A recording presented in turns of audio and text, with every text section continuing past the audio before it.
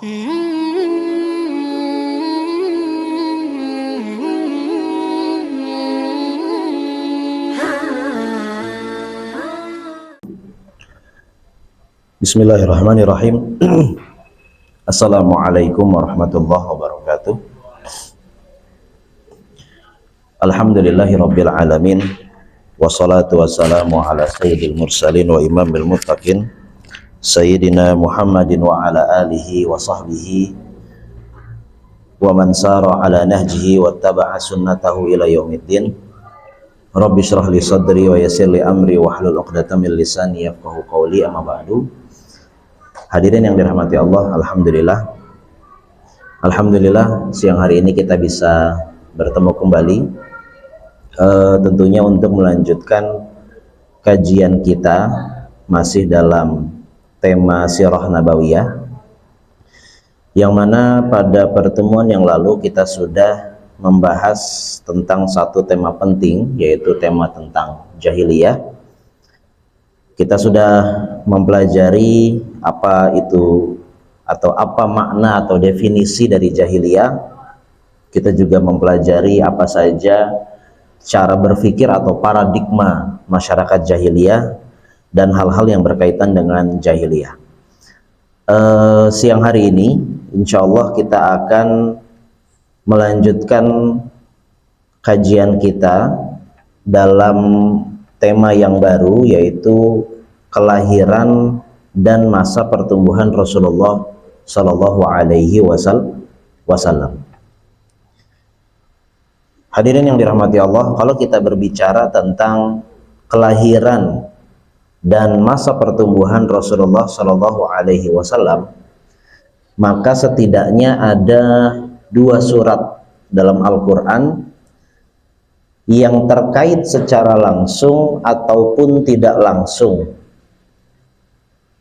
Yang terkait secara langsung atau tidak langsung, ada dua surat dalam Al-Quran dengan kelahiran Rasulullah atau masa kelahiran Rasulullah Shallallahu Alaihi Wasallam. Dua surat tersebut adalah surat Al-Fil dan surat Ad-Duha. Surat Al-Fil dan surat Ad-Duha. Dalam surat Ad-Duha jelas ada pernyataan yang eksplisit, detail gitu ya, terkait dengan masa kecil Rasulullah Shallallahu Alaihi Wasallam. Dalam surat Ad-Duha kan Allah mengatakan, alam yajidka yatiman fa'awa. Tidakkah Tuhanmu mendapatimu dalam keadaan yatim?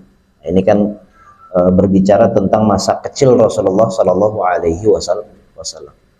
Sementara dalam surat Al-Fil ada keterangan yang tidak langsung terkait dengan kelahiran Rasulullah Shallallahu Alaihi Wasallam, bahwa berdasarkan pendapat mayoritas ahli sejarah, ulama sejarah dan ulama sirah nabawiyah, bahwa Rasulullah Shallallahu Alaihi Wasallam itu dilahirkan pada tahun yang disebut dengan tahun gajah, atau dalam bahasa Arabnya Amul Fil.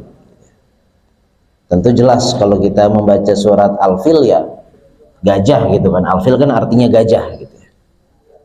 Mengapa kemudian disebut dengan tahun gajah? Ya zaman dahulu memang ya belum ada kalender gitu ya, sehingga tahun itu dinamakan dengan peristiwa-peristiwa yang terjadi, peristiwa-peristiwa besar yang terjadi, yang dilalui pada tahun tersebut.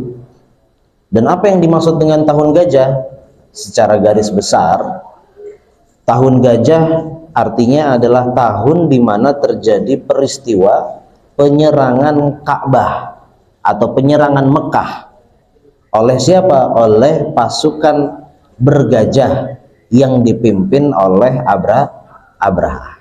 Nah, ini dari sini kita ingin mencoba menggali, ingin mengetahui agak lebih dalam lagi gitu ya, apa yang dimaksud dengan apa yang terkandung dalam surat Al-Fil yang bercerita secara tidak langsung tentang tahun kelahiran Rasulullah Shallallahu Alaihi Wasallam. Nah, artinya kita ingin mencoba menggali pesan yang terkandung dalam surat Al-Fil. Dalam surat Al-Fil Allah berfirman, alam tara kaifa fa'ala rabbuka bi ashabil fil alam yaj'al kaidahum fi tadlil wa arsala alaihim tayran ababil tarmihim bihijaratin min sijil faja'alahum ka'asfim min ma'kul. Tidakkah engkau perhatikan bagaimana Tuhanmu memperlakukan pasukan bergajah itu? Tidakkah Tuhanmu menghancurkan muslihat dan tipu daya mereka dan mengirimkan burung yang berbondong-bondong untuk menghancurkan mereka itu dengan melempari pasukan bergajah itu dengan batu-batu yang berasal dari batu liat yang dipanaskan atau sangat panas sehingga mereka hancur seperti daun-daun yang dimakan ulat. Nah, ini sebenarnya kalau kita mau mengkaji surat Al-Fil agak lebih dalam ini sebenarnya banyak hal yang menarik. Apa saja yang menarik dalam surat Al-Fil ini? Yang pertama, siapa yang dimaksud dengan ashabul fil? Allah kan mengatakan alam tara kaifa fa'ala rabbuka bi ashabil fil. Tidakkah kalian melihat apa yang dilakukan oleh Tuhanmu kepada pasukan bergajah atau ashabul fil? Siapa yang dimaksud dengan pasukan bergajah ini? Kalau kita baca dalam sejarahnya, kita akan mendapati bahwa yang dimaksud dengan ashabul fil atau pasukan bergajah, pasukan ini adalah pasukan yang dibentuk oleh Abraha. Dan Abraha ini adalah penguasa Yaman pada saat itu. Nanti kita akan masuk akan membahas sedikit bagaimana ceritanya Abraha bisa menjadi penguasa di Yaman pada saat itu. Karena sebenarnya ada background ceritanya gitu ya. Yang mana pasukan yang disiapkan oleh Abraha ini disiapkan untuk menyerang Ka'bah, untuk menghancurkan Ka'bah. Dan bahwa dalam pasukan tersebut Abraha membawa 13 ekor gajah. Nah, ini mungkin yang agak sedikit berbeda yang selama ini kita ketahui. Seakan-akan kita mengetahui selama ini pasukan bergajah itu semuanya bergajah gitu ya. Hewan yang dibawa itu gajah gitu. Artinya kendaraan militernya adalah gajah. Padahal pada asalnya pasukannya Abraha ini seperti pasukan biasa pada saat itu. Menggunakan ya ada yang berjalan kaki gitu ya. Ada yang menggunakan kuda, ada yang menggunakan unta. Hanya saja Abraha membawa 13 gajah. Jadi bukan sebenarnya seluruhnya adalah gajah. Ini berdasarkan ada riwayat, saya lupa dari nama ulamanya siapa gitu ya. Ada satu riwayat yang menyebutkan bahwa gajah yang dibawa oleh Abraha dalam pasukannya ini sebenarnya hanya berjumlah 13 ekor. Karena tidak terbayang kalau kemudian harus membawa 100 ekor gajah di padang pasir, artinya di wilayah yang wilayah Jazirah Arab itu sangat sulit tentunya. Nah, mengapa kemudian Abraha ini membawa 13 ekor gajah? Sebenarnya ada pesan yang ingin disampaikan oleh Abraha dengan dia membawa gajah dalam pasukannya, yaitu apa? Ketika Abraha membawa pasukannya dengan membawa gajah juga, dan pada saat itu tentu perjalanannya dari Yaman ke Mekah. Yaman itu kan berada di utara, Mekah itu kalau dari Yaman berarti ke utara gitu ya. Yaman ada di selatan, Mekah itu ada di utaranya Yaman. Berarti Abraha ini dari Yaman ke Mekah, dia menuju ke arah utara. Dengan membawa gajah, Abraha ini sebenarnya ingin mengirimkan pesan bahwa kabilah-kabilah Arab yang dilewati oleh pasukannya Abraha jangan pernah berpikir untuk bisa menghentikan pasukan yang besar ini. karena ini pasukan besar. Bahkan kita membawa gajah, dan tentu gajah-gajah ini dihadirkan atau didatangkan dari Habasyah, dari Afrika, dari Ethiopia. Habasyah itu mungkin hari ini ya sebagian wilayah Ethiopia atau Sudan atau sekitarnya lah gitu. Jadi gajah itu didatangkan dari Afrika ke Yaman. Dan bentuknya, dan ini merupakan simbol pride, simbol kebesaran, simbol kebanggaan gitu. Ini hal yang berkaitan tentang siapa pasukan bergajah tersebut. Nah, kemudian pertanyaan berikutnya, kenapa terjadi penyerangan ini? Dan juga sebenarnya siapa Abraha sebenarnya itu?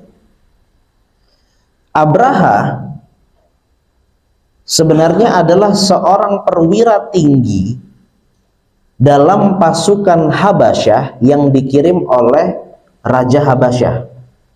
Jadi Raja Habasyah itu memiliki sebutannya adalah Najasyi. Najasyi itu bukan nama orang, tetapi dia nama sebutan bagi orang yang memimpin atau menjadi raja untuk wilayah Habasyah. Sementara Abraha, dia adalah seorang perwira tinggi dalam pasukan yang dikirim oleh Raja Najasyi dari Habasyah untuk merebut Yaman dari Persia. Jadi Yaman itu dahulu termasuk wilayah yang diperebutkan oleh oleh banyak kekuatan di dunia. Sebelum dikuasai oleh Habasyah, Yaman itu dikuasai oleh Persia. Nah, Raja Najasyi mengirim pasukannya ke Yaman untuk merebut Yaman dari Persia. Sebenarnya pasukan Raja Najasyi di sini ada panglima tertingginya. Panglima tertingginya namanya adalah Aryad. Aryad. Sementara ada perwira tinggi lain, ini namanya Abraha. Jadi Abraha itu sebenarnya orang kedua dalam pasukan yang dikirim oleh Raja Najasyi ke Yaman.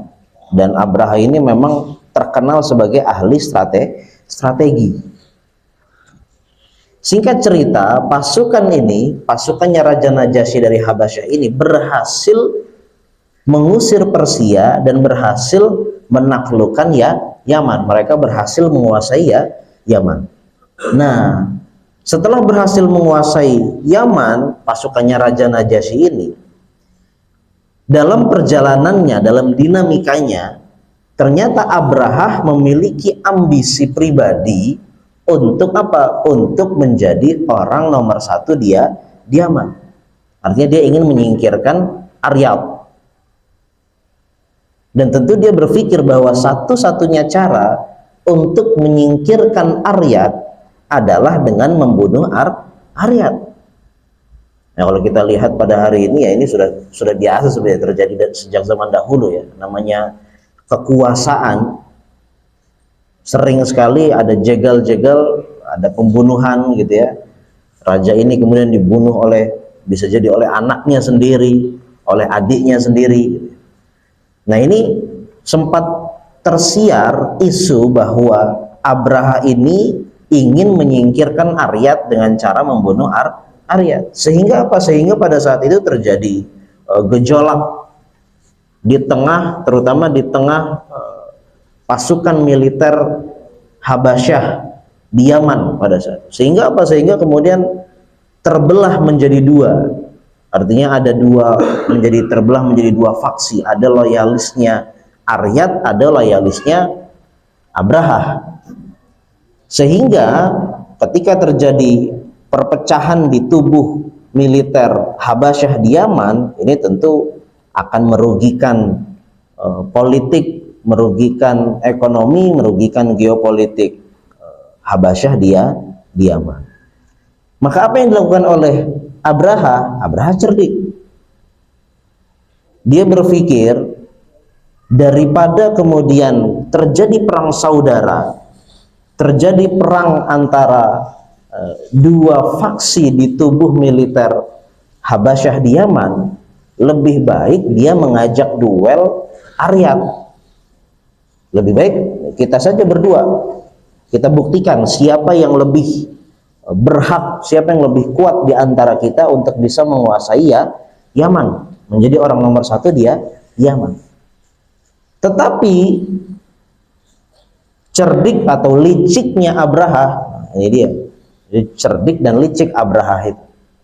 Liciknya Abraha itu ternyata sudah menyiapkan rencana bahwa nanti saat duel itu kan man to man, satu lawan satu gitu. Ternyata Abraha sudah menyiapkan rencana untuk menyiapkan dua asistennya, yang mana nanti dua asisten ini diperintahkan saat di tengah duel terjadi antara Abraha dan Aryat. Dua asisten ini diperintahkan untuk masuk ke area duel dan untuk menghabisi Aryat. Karena memang sebenarnya Abraha itu kalau kita baca dalam sejarahnya, Pak, Abraha itu bahasanya apa ya, kuntet gitu ya, agak gede badannya gitu ya, tapi dia tidak terlalu tinggi. Itu Abraha seperti itu. Dan singkat cerita, benar terjadi duel, dan di tengah duel tersebut dua asistennya Abraha menghabisi Aryat, sehingga kemudian Aryat mati, dan jadilah Abraha menjadi orang nomor satu di Yaman. Ini cerita bagaimana kemudian Abraha bisa naik menjadi orang pertama di Yaman. Tetapi tentunya ketika Abraha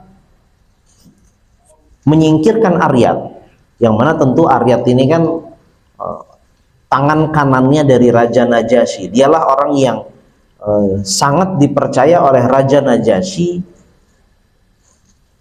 mensukseskan atau menjalankan misi dan program Raja Najasyi di Yaman. Sehingga ketika kemudian Aryat mati dan berita tersebut sampai kepada Raja Najasyi, nah tentu ini menimbulkan kekacauan, menimbulkan kekhawatiran oleh Raja Najasyi. Tentu Raja Najasyi akan berpikir bahwa wah, ini bahaya, akan banyak program dan visi dan misi juga yang sudah direncanakan ini bisa-bisa tidak berjalan dengan baik gitu kan. Sehingga apa? Sehingga Raja Najasyi kemudian berpikir, kalau begitu aku akan datang ke Yaman membawa pasukan untuk menghabisi Abraha. Nah, ternyata rencana Raja Najasyi tersebut terdengar juga sampai ke kupingnya Abraha. Sehingga apa? Sehingga Abraha mencari cara bagaimana agar Raja Najasyi itu tidak perlu datang ke Yaman. Apa yang dilakukan oleh Abraha? Abraha mengirimkan utusannya untuk menuju atau menghadap kepada Raja Najasyi dengan membawa sebuah surat dan juga membawa tanah dari Yaman. Nah, ini menarik. Yang mana dalam surat tersebut Abraha mengungkapkan kepada Raja Najasyi yang intinya adalah bahwa engkau wahai Raja Najasyi tidak perlu khawatir, sebab aku di sini akan tetap menjadi loyalismu. Aku akan memperlihatkan prestasi-prestasiku yang menunjukkan loyalitasku kepadamu. Aku akan tetap loyal terhadap Habasyah. Engkau tidak perlu khawatir. Dan dalam surat tersebut dia juga mengungkapkan bahwa maka aku bawakan kepadamu tanah dari Yaman. Kalau engkau kemarin ada nazar gitu ya, ada keinginan untuk menginjakkan kaki di Yaman, menginjakkan kakimu di tanah Yaman, ini aku bawakan tanah Yaman agar engkau bisa menginjaknya, dan otomatis engkau artinya sudah menginjakkan kaki di tanah Yaman. Ini Abraha ini memang dengan kekuatan komunikasinya dia bisa menenangkan atau bisa meyakinkan Raja Najasyi untuk tidak perlu khawatir, dan dia berjanji akan membuktikan prestasinya. Ini kehebatan Abraha ini. Nah, kemudian apa yang dilakukan oleh Abraha? Ini menjadi, cerita ini akan menjadi cikal bakal penyerangan Ka'bah. Kenapa kemudian bisa sampai dia merencanakan penyerangan Ka'bah? Abraha yang dilakukan pertama kali ketika dia menjadi orang nomor satu di Yaman, yang ia lakukan adalah membangun katedral. Katedral. Disebutkan dalam beberapa riwayat sejarah nama katedralnya adalah Katedral Kilis. Katedral Kilis. Tapi yang kemudian harus kita pertanyakan adalah, apakah ketika Abraha membangun katedral, tentu kan Habasyah itu kan Nasrani, agamanya Nasrani. Ketika membangun katedral, yang menjadi pertanyaan, apa sebenarnya yang menjadi kepentingan Abraha? Artinya apakah kemudian otomatis ketika Abraha membangun katedral, artinya kita bisa menganggap Abraha itu sebagai seorang yang berjiwa agamis gitu ya. Artinya dia ingin menyebarkan agama Nasrani gitu. Ini kita harus pahami bahwa faktanya ketika membangun katedral Kilis, justru Abraha terlihat jati dirinya. Terlihat jati diri Abraha sebagai politisi yang memang sangat kejam. Karena apa? Karena ternyata ketika membangun katedral, Abraha itu memiliki peraturan yang diterapkan kepada karyawan-karyawan atau pekerja-pekerja yang membangun katedral, yang mana aturan-aturan tersebut sifatnya memaksa dan kejam. Contohnya gini, misalnya jam kerjanya itu di luar nalar gitu ya. Jam kerjanya tuh sangat luar biasa. Disiplinnya tidak masuk akal. Bahkan disebutkan bahwa kalau terjadi keterlambatan, ada pekerjaannya yang terlambat gitu ya, terlambat sedikit maka bisa disiksa, bahkan bisa dipotong tangan atau kakinya. Nah, ini kan tentu tidak mungkin kan kalau ada orang agamis tapi kelakuannya seperti itu, apalagi kemudian di sini membangun tempat ibadah. Nah, ini kan menunjukkan bahwa sebenarnya jati diri Abraha adalah seorang politisi yang kejam. Nah, artinya apa? Artinya sebenarnya apa yang menjadi kepentingan Abraha untuk membangun katedral? Sebenarnya dibangunnya katedral oleh Abraha ini tujuannya yang pertama menjadi semacam mercusuar. Artinya begini, kita harus pahami bahwa di Jazirah Arab pada saat itu, bahwa setiap keramaian dimanapun itu identik dengan dua hal, antara tempat ibadah apapun agamanya itu ataupun pasar. Ini tidak bisa dipisahkan. Bahkan artinya di Jazirah Arab itu pada saat itu yang namanya keramaian itu biasanya ketika ada tempat peribadatan, orang datang di situ ramai, nanti biasanya di sekitarnya, di sebelahnya ada pasar. Jadi memang tujuannya Abraha itu sebenarnya ketika membangun katedral adalah untuk membangun sentra ekonomi Jazirah Arab. Dia ingin membangun sentra ekonomi Jazirah Arab yang pada saat itu sudah pindah dari Yaman ke Mekah. Jadi dulu itu sentra ekonomi, pusat ekonomi di Jazirah Arab itu di Yaman.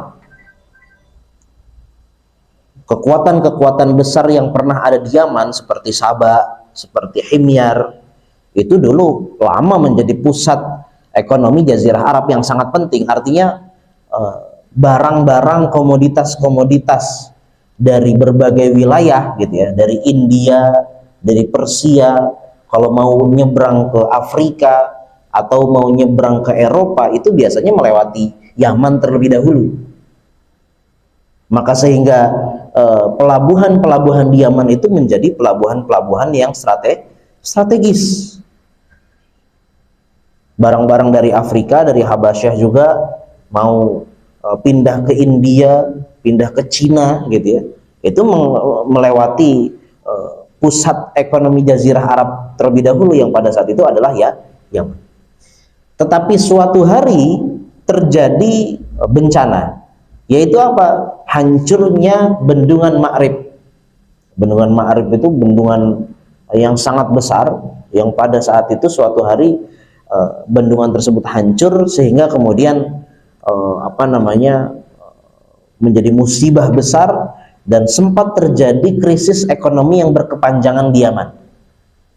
Dan di waktu yang sama pada saat itu Mekah mengalami pertumbuhan kekuatan ekonomi dan politik yang signifikan, yang mana kekuatan politik Mekah dan ekonominya itu dipelopori oleh kakek-kakeknya atau datuk-datuknya Rasulullah Shallallahu Alaihi Wasallam, mulai dari Qusay sampai Hashim gitu ya.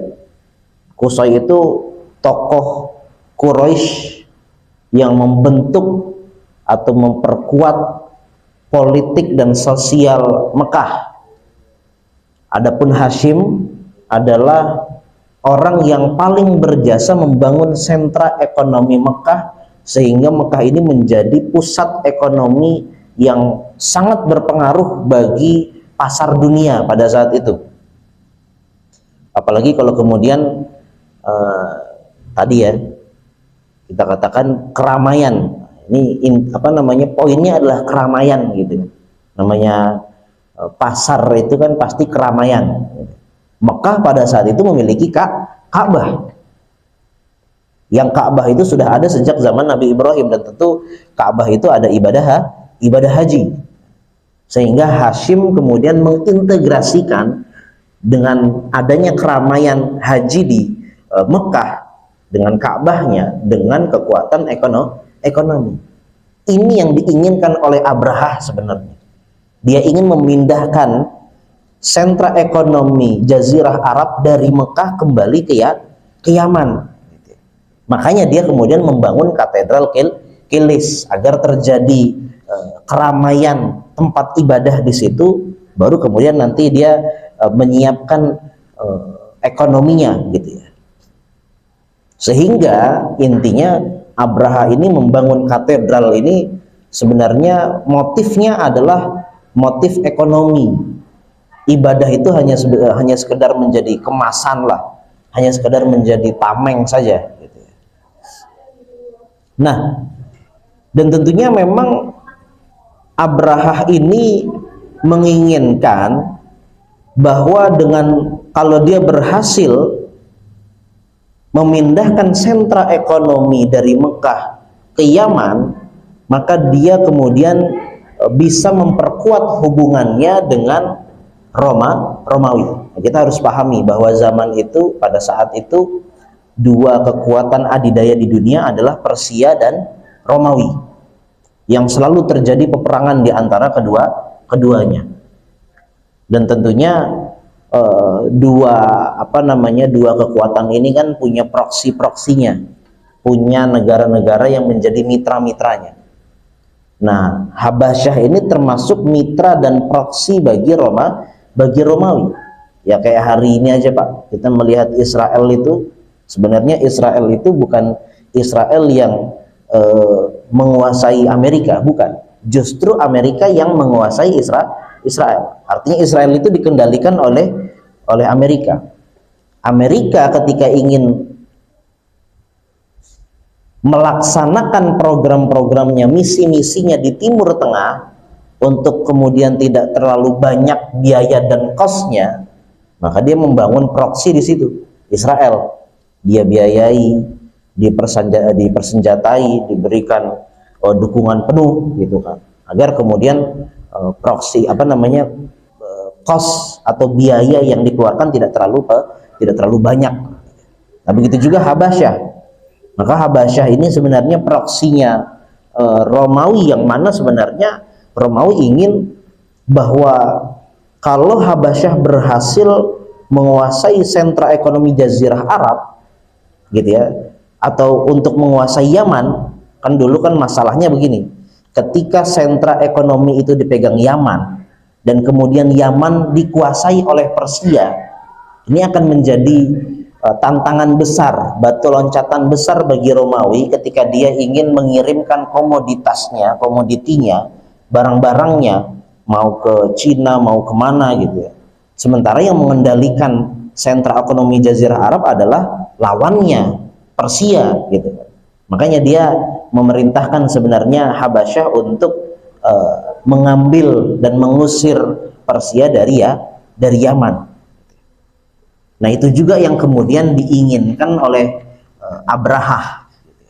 Abrahah ingin menjadi orang nomor satu di Yaman, dan bahkan, nah ini dia, ini yang menjadi menjadi poin penting mengapa Allah dalam Al-Quran, terutama dalam surat Al-Fil, mengatakan apa? Alam tara kaifa fa'ala rabbuka bi ashabil fil alam yaj'al kaidahum. Kaid, Allah mengatakan atau menyebutkan motif dari pasukan bergajah ini, Abraha ini, dengan ungkapan kaid.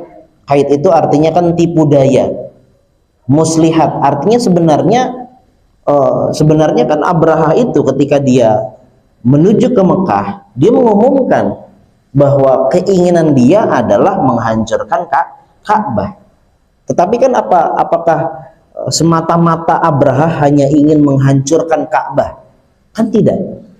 Justru di situ ada udang di balik batu. Ada keinginan tersembunyi yang kemudian tentu diketahui oleh Allah, dan rencana tersebut digagalkan dan dihancurkan oleh Allah Subhanahu wa taala sendiri. Karena pada hakikatnya Abraha ini ingin menjadi orang nomor satu di Yaman yang benar-benar lepas dari Raja Najasyi, dari Habasyah gitu ya. Dan bahkan disebutkan dalam At-Tarikh Tabari, Imam At-Tabari ini salah satu ulama tafsir dan juga ulama sejarah besar dalam peradaban kita, dalam peradaban Islam. Beliau menyantumkan beberapa riwayat yang menyebutkan bahwa ada surat menyurat antara Abrahah dengan Kaisar Romawi, yang itu memperkuat dugaan bahwa memang Abrahah ini ada motif tersembunyi untuk benar-benar lepas dari Habasyah, benar-benar menjadi orang nomor satu dan ingin membangun membangun kekuatannya langsung dengan Romawi. Nah, inilah yang kemudian dihancurkan rencananya oleh Allah Subhanahu wa ta'ala. Nah, sebenarnya dari sini kita bisa, yang ingin saya sampaikan adalah dari sini kita harus bisa melihat bahwa Mekah itu sebagai kota kelahiran Rasulullah Shallallahu Alaihi Wasallam adalah sebuah kota yang sangat penting, kota yang sangat diperhitungkan, sangat dipandang strategis dalam percaturan, setidaknya percaturan politik dan ekonomi dunia. Karena Mekah itu, kalau kita membaca gitu ya dalam surat Quraisy, li'ilafi Quraisy ilafihim rihlatash syita'i was-saif, ilaf itu adalah salah satu sistem ekonomi yang dibangun oleh Hashim tadi, yang menjadikan Mekah sebagai sentra ekonomi Jazirah Arab, sehingga Mekah itu memiliki kekuatan untuk mengatur distribusi komoditi, distribusi barang dari berbagai wilayah, dan dia juga yang memiliki hak paten untuk menetapkan harga, sehingga kuat sekali. Nah, artinya memang Mekah ini adalah kota yang sangat penting. Mungkin sebagian kita ada yang menganggap Mekah itu yang menjadi kota kelahiran Rasulullah adalah tempat yang terpencil gitu kan, desa yang terpencil, pemukiman kecil gitu. Benar, pada awalnya dia adalah pemukiman kecil. Bahkan pada awalnya Mekah itu adalah tempat yang tanpa penghuni, tidak ada yang mau menghuni di situ kan gitu. tetapi dinamikanya dalam perjalanan waktunya Mekah menjadi kota yang strategis dan dipandang strategis oleh percaturan politik dunia. Maka kemudian Allah dalam Al-Quran menyebutkan Mekah dengan sebutan Ummul Qura, litungdira ummal qura wa man haulaha. Mekah itu disebut dengan Ummul Qura, yang mana artinya adalah induknya kota-kota gitu ya. Induknya desa-desa. Sebenarnya Ummul Qura itu bukan hanya dibahasakan Mekah itu induk bagi kota-kota di sekitarnya yang sifatnya lokal, bukan. Justru atas dasar ini kita bisa mengatakan Mekah itu adalah induk bagi kota-kota atau wilayah-wilayah yang sifatnya juga internasional. Inilah latar belakang kota yang menjadi tempat kelahiran Rasulullah Shallallahu Alaihi Wasallam. Nah, insya Allah kita akan pelajari pada pertemuan yang akan datang. Kita akan masuk bagaimana Rasulullah terlahir, gitu ya, bagaimana nasabnya, bagaimana orang-orang yang mengasuh beliau, dan bagaimana kemudian pertumbuhan Rasulullah Shallallahu Alaihi Wasallam. Baik, hadirin dirahmati Allah, kira-kira kita cukupkan sekian kajian kita pada siang hari ini. Mudah-mudahan bermanfaat. Ada yang mau bertanya mungkin, Pak? Ada pertanyaan? Baik, kalau tidak ada kita cukupkan. Mudah-mudahan apa yang kita pelajari pada siang hari ini bermanfaat. Mudah-mudahan kita selalu diberikan keistiqomahan di atas ketakwaan. Subhanakallahumma wa bihamdika asyhadu an la ilaha illa anta astaghfiruka wa atubu ilaik. Wa sallallahu ala sayyidina Muhammad wa ala alihi wa sahbihi wasallam. Wassalamualaikum warahmatullahi wabarakatuh.